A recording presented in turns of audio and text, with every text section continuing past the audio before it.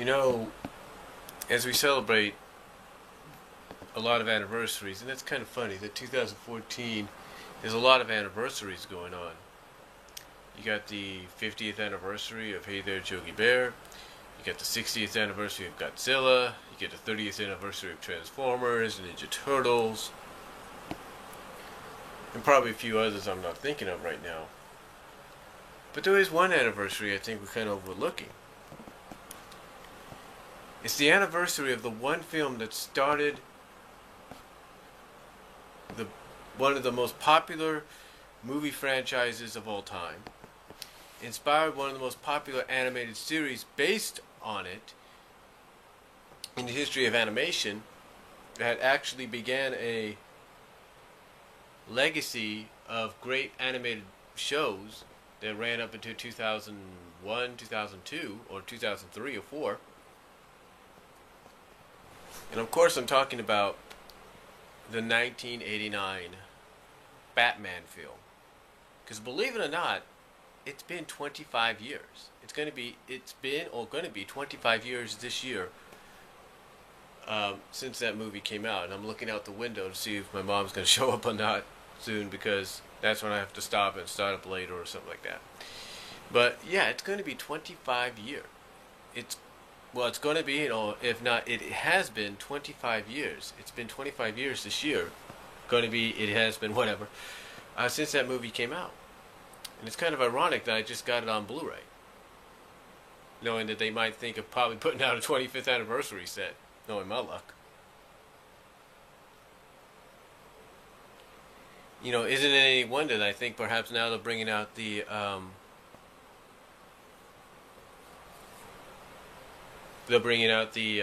Adam West show on Blu-ray and DVD. And it's kind of ironic that when you think about it, it's the 25th anniversary of this film, and it's around the same time as the 75th anniversary of the Batman franchise itself. So that's kind of unique in its own right. Because when you think about it, that's 50 years apart. Pretty cool. When you think about it, pretty cool. And I could say this, doing this little video on it, I could say this about the 1989 Batman film. I remember when they did the trailers for it.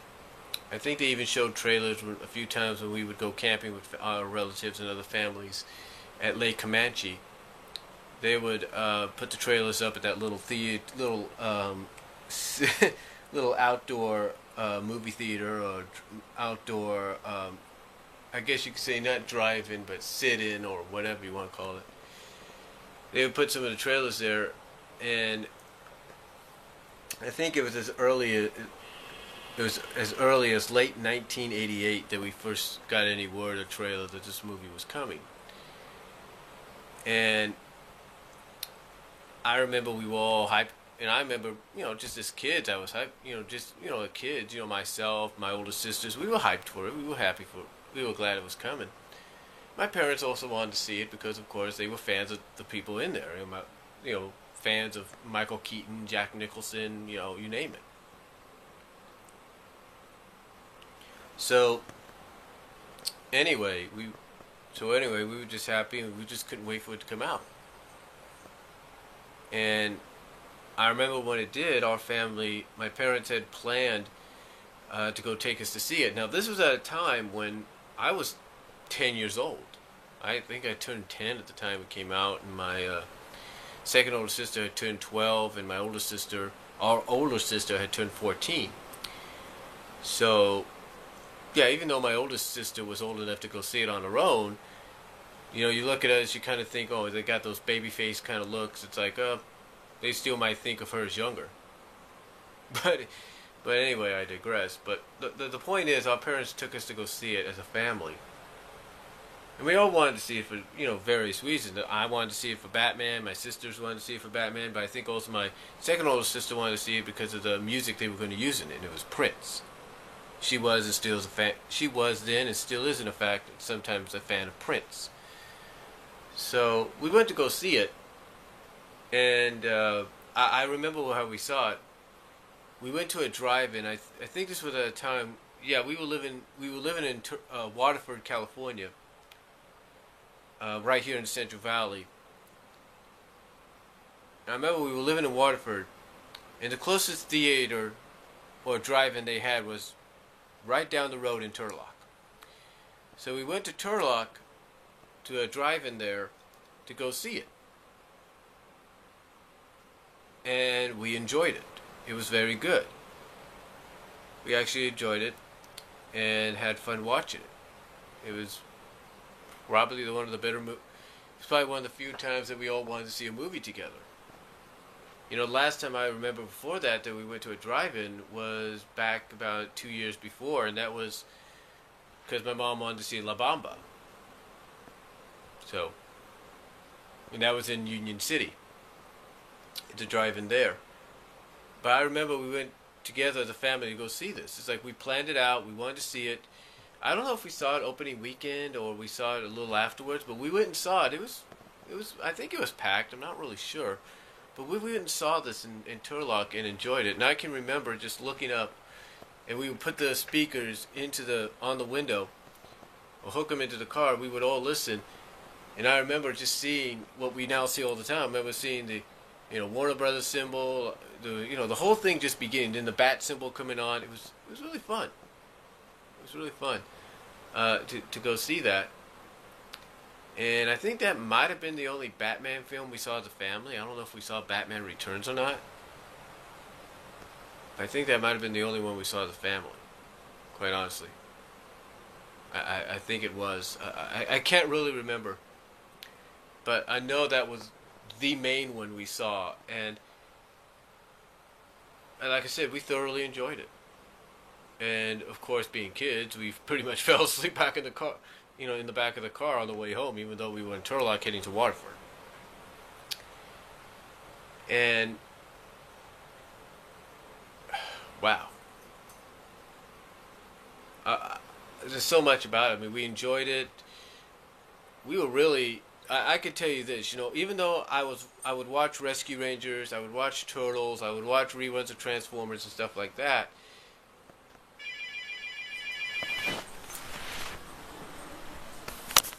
Hold on for a second.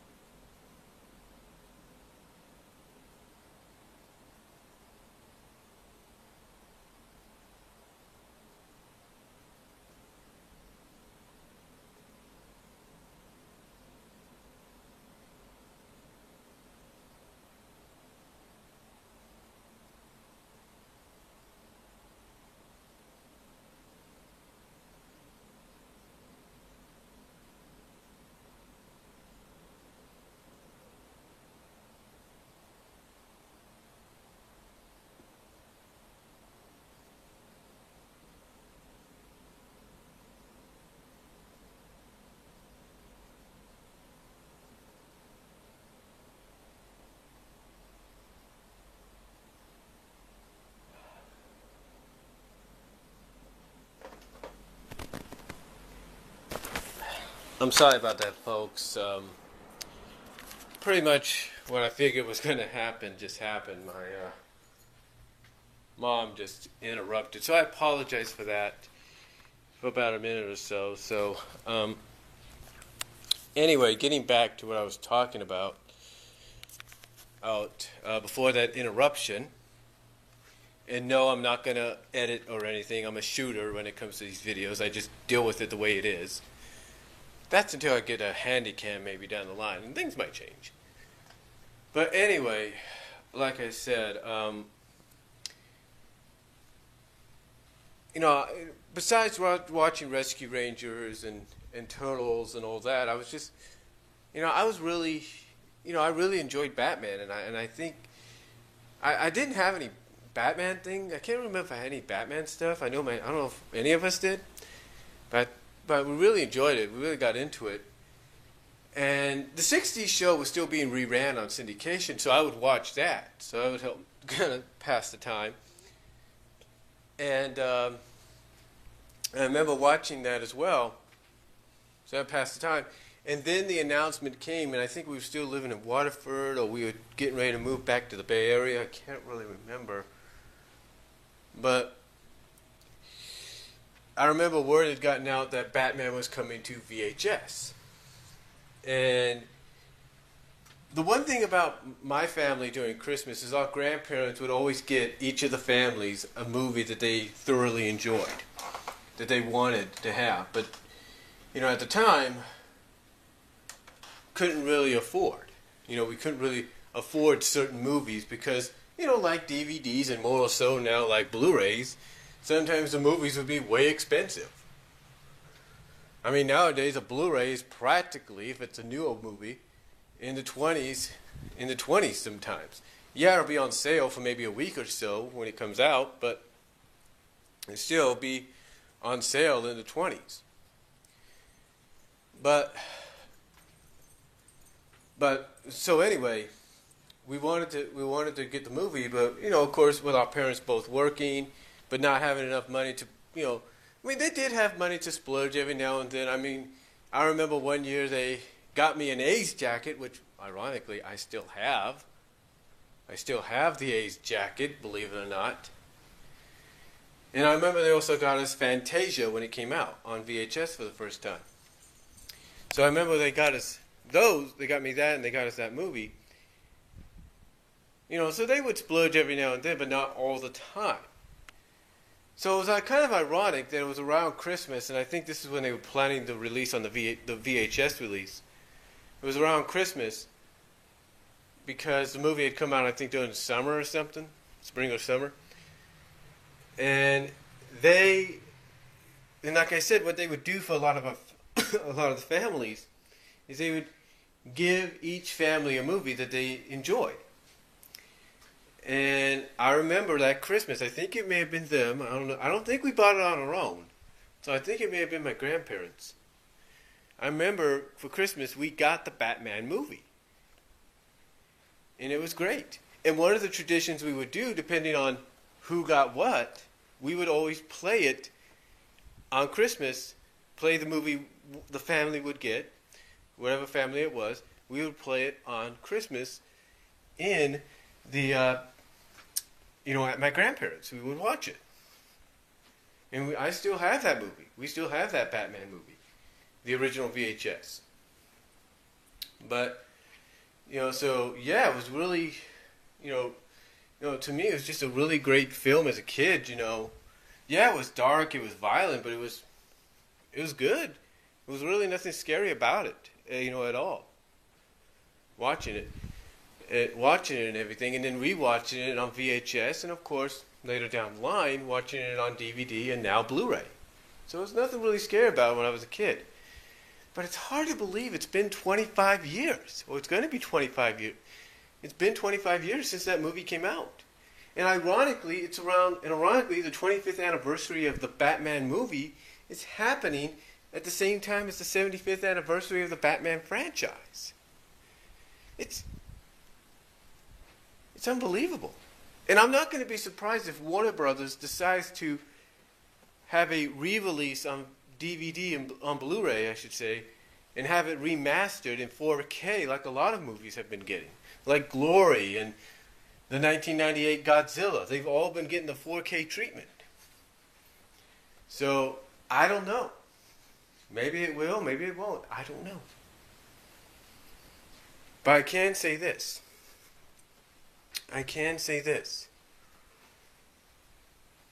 If there's any Batman movie out there that is good, that you can rewatch with your family over and over again and not worry about kids being scared, witless, or anything like that, it's the 1989 Batman. Because when you look at it, this was a movie that really blew away a lot of people's expectations. No one thought that Michael Keaton, who was known as Mr. Mom, for his role as Mr. Mom, and then later on Beetlejuice, could pull off being Bruce Wayne and being Batman and being dark and broody, but he did. He did it far beyond anybody's expectations.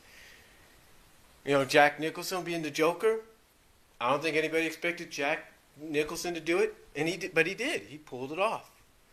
So, to me, it's really a tremendous film. It's really a film that proved a lot of people wrong. It really is. And it shows that no matter who you cast as a certain character, just because they had different roles in the past that may have been atrocious, stupid, idiotic, moronic, doesn't mean they can't pull off a role like the one they've been given. I mean, you take a look at Ben Affleck. A lot of people still crap on him for being cast as Bruce Wayne, Batman. In the now Batman vs. Superman Dawn of Justice, a.k.a. Man of Steel 2 movie.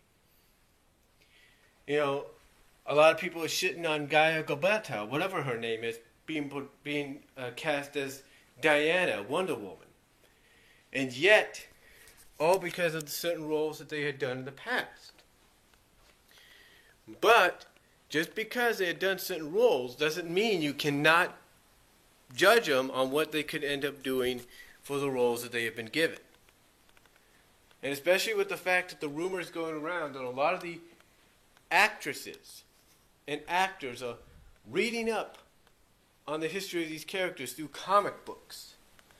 And any kind of history they could find proves that they are dedicated to their craft, and they want to make this character as authentic as how the fans see him.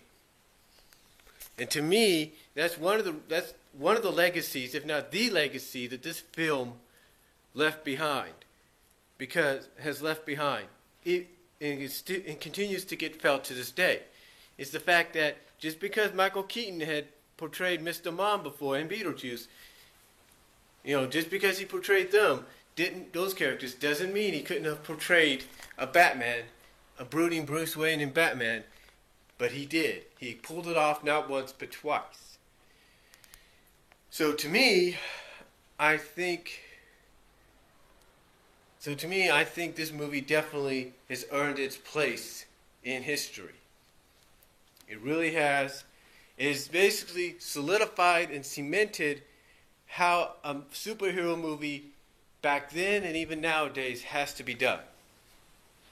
And if you haven't noticed, a lot of the films have followed true to that trait. Whether it's Marvel or DC or the independents, if a movie has been based off their comics, believe it or not, there have been a few exceptions. Most of these movies have tried to stay true to what the authentic source is. And it's basically been a fusion of what a lot of people like. If you're a comic book fan, it gets you to go see the movie. If you're just a moviegoer, it gets you to go see it because of what you're hearing about. So to me,